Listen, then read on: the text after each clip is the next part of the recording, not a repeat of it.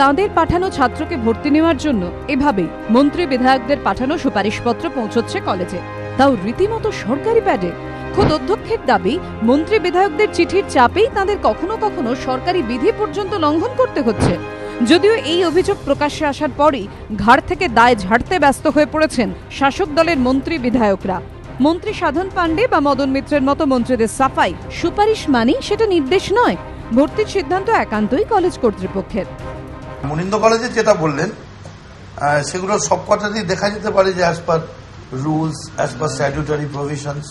এবার চিঠি তো মন্ত্রীরা দিলে সেটা অর্ডার হয় না, এটা সম্পূর্ণ ভুল। ডিপার্টমেন্টাল মন্ত্রী যদি তার ডিপার্টমেন্টে চিঠি দেয় তখনই সেটা অর্ডার হয়।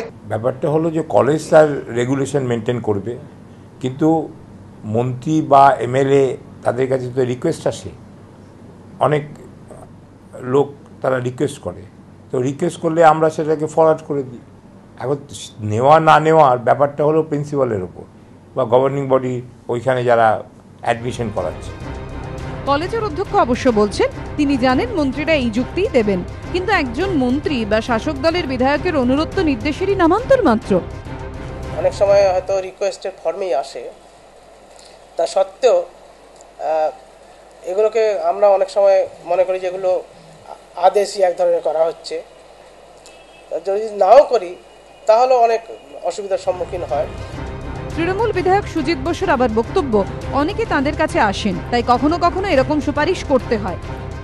আমাদের কাছে বহু মানুষ তারা আসে, তখন হয়তো কোনো প্রিন্সিপালকে একটা চিঠি দিইনি, এটা কখনো বলবো না, চিঠি নিশ্চয়ই দিয়েছি, কিন্তু কখনো এমনি কথা বলি না যে কারোর কম নম্বর আছে তাকে বেশি নম্বরকে বাদ দিয়ে কম নম্বরকে করে দিতে, এটা কোথাও কখনো আমরা লিখিও না। এটা লিখি যদি কোনো সুযোগ থাকে তাহলে ব্যাপারটা কনসিডার করবার, যদি সুযোগ থাকে তাহলে ব্যাপারটা দেখবার, এটা আমার মনে করি এটা কোনো অন্যায় না।